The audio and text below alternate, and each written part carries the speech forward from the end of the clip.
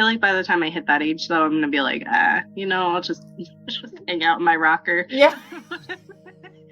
Nick, you're only gonna be in your 40s. Yeah, like my schmagiggy, it hurts.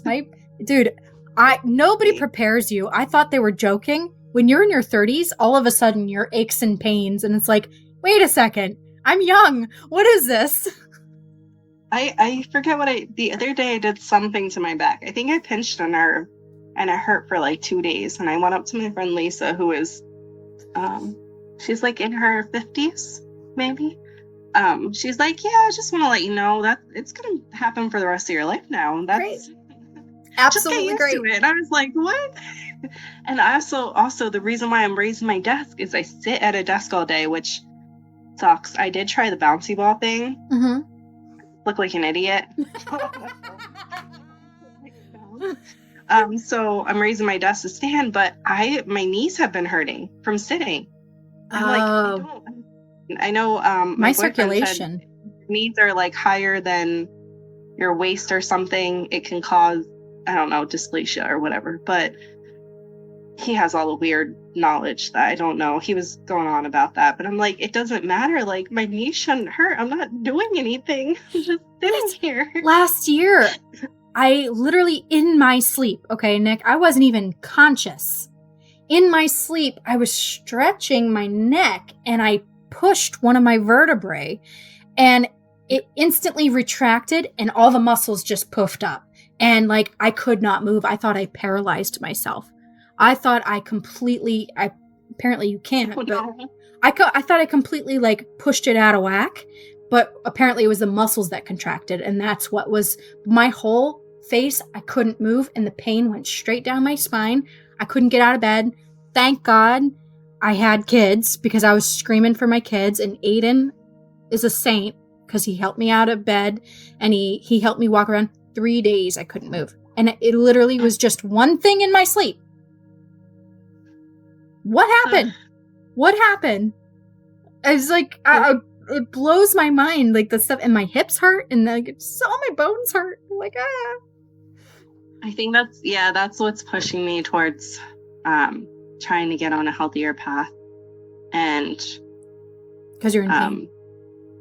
Yeah, and that was my thing too. I'm going to school for health and wellness, and I did complete my associates, and I am a holistic health practitioner, but I'm not using the stuff because it's expensive. I'm not gonna lie. Unless you buy in bulk, things are a little cheaper, but like getting the essential oils you need, and we don't need any, ML with essential oils in the chat, but getting essential oils you need, the herbs, the wax, the lanolin, all of that stuff is costly. But I hit a point recently where I'm like, our prescriptions. I've always been fine with money. Like, I've always been fine. Like, I've been floating, but I've never gone completely down a hole. If I've lost money by like having to buy something or pay for a car fix or whatever, it's always been replaced somehow. Thank you, universe. That way. Yeah, I know. Thank you. But it's hitting a point where I'm like, my health is if I'm this weight and like my body's already hurting this much, if I'm this weight in the future, oh God, it's gonna get worse. It's gonna be horrible. Yeah. So I'm like, it's hitting the point. Once I have enough money, it has to hit every area of my life. It can't just be normal, like, let's just work on this one thing. But now we're working on all of it. So yeah, I realized I have to start putting money into my health. And that's not to say you don't love yourself, and that's not to say that you don't look great the way that you are. And you can accept how you are, and that's wonderful. I think it's more the fact that we're not fat shaming. We're kind of coming down on ourselves, if anything. But we're saying that you don't feel good. I don't feel good. Yeah. I don't feel like me. I don't feel comfortable in my own skin. I feel like I'm hurting every single day when I wake up. I am hurting. So, but we're also trying, and we're trying to set these goals, and we're getting frustrated and almost kind of going back to start every single time. So I'm trying to eat healthier. I think consistency plays a huge role. And yes, which is very hard for some of us. We're working on it. Yeah. We're learning consistency. Yeah, because everything changes around you. Because my meals of the day, my main meals, I could skip lunch. I have no issue skipping lunch if I wanted to. It's breakfast and dinner. Those are my two. Yeah. So when I was making my breakfast in advance, like you're doing with your meal planning, I would make these burritos and then you air fry them, and they're very good. It's just egg and bacon.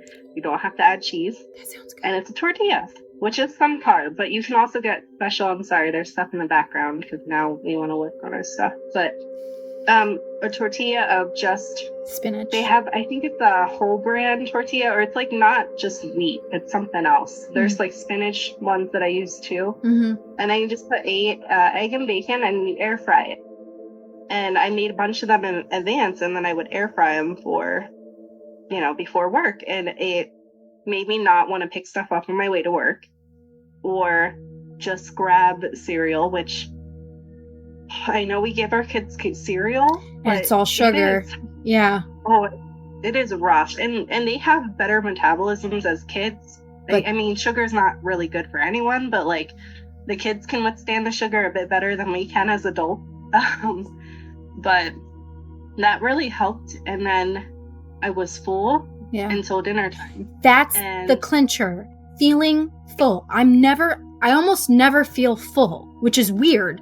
And so when I try to do the intermittent fasting, which used to work, now all of a sudden it's not working, I don't feel like, I feel like I'm starving. I don't know about you. That was my one sitting at a desk. Like before, when I worked I was working, I was on my feet before I had my foot issues. I wasn't really hungry, even on my lunch break. I lost a lot of weight at that job. I lost, like, even just working there for a month, I lost like 25 pounds. Oh. But I was on my feet all the time. I wasn't really hungry because I was moving. But I noticed when I got this desk job, just sitting there, you don't feel your hunger. You're starving for no reason. Yeah. Like you're downing water, but you're still hungry.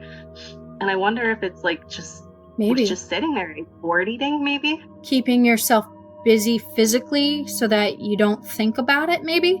I agree with you. That is an epiphany, actually, because when I used to do waitressing, 10 years ago, I was just bing, bang, boom, zoom, zoom, zoom, zoom. And I was at the peak of my physical condition, but I enjoyed it too.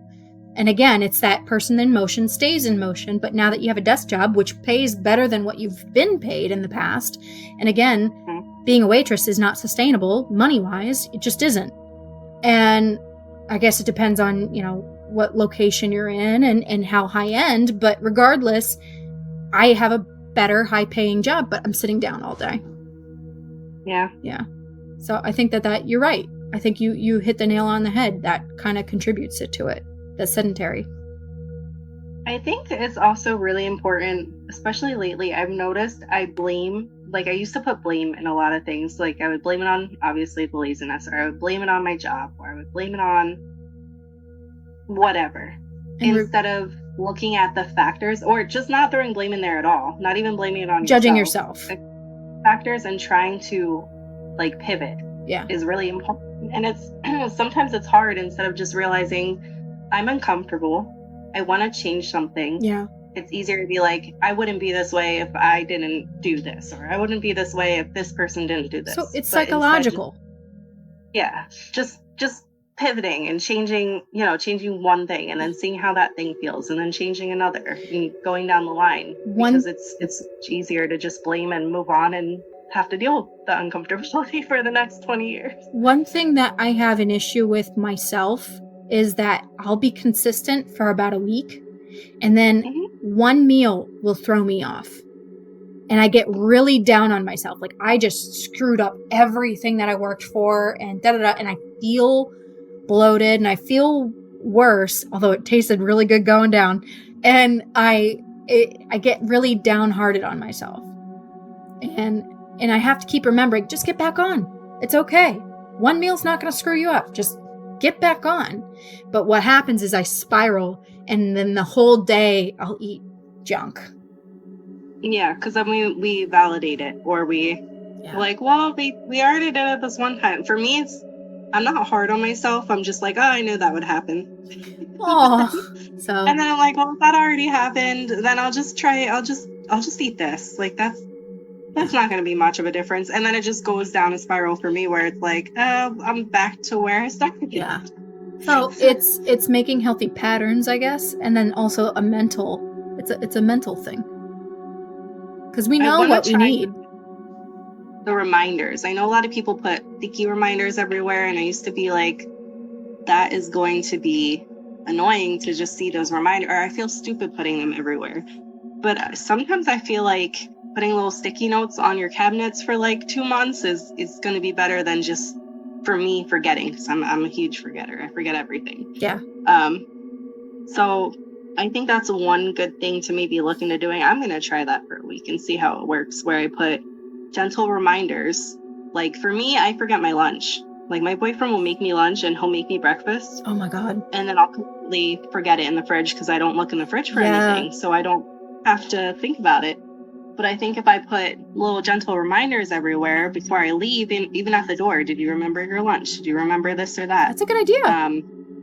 It might be good. Or just reminders of self-love or self-care when you're in the bathroom. Why don't you take that extra minute to wash your face? Or why don't you take that extra minute to, Yeah. Because you're always like running out the door in order to get the kids to school on time and then get to work on time. I think the most successful I was, which was about 3 years ago, I had gotten to my ideal weight, which was insane. And it had been such a struggle to get there. And then I got really complacent in that. And I was like, oh, I'm fine. Now I can eat whatever I want. And then that's what screwed me up. But I had done intermittent fasting, but also cut my calories extremely to like 500 calories a day, which is not sustainable. But I had gotten my weight. I had gotten to and I pushed through. What had started it was that I had gotten COVID for 9 days. So I wasn't eating to begin with. My stomach shrank. So I wasn't used to eating a lot. So I used that as the starting point of not eating a lot. And yes, I got my ideal weight. After about a month and a half, I had lost like 40 pounds. No joke. But that's not healthy and it's not sustainable because when you start eating the regular, now your body's going poof right back up, and that's what screwed me up.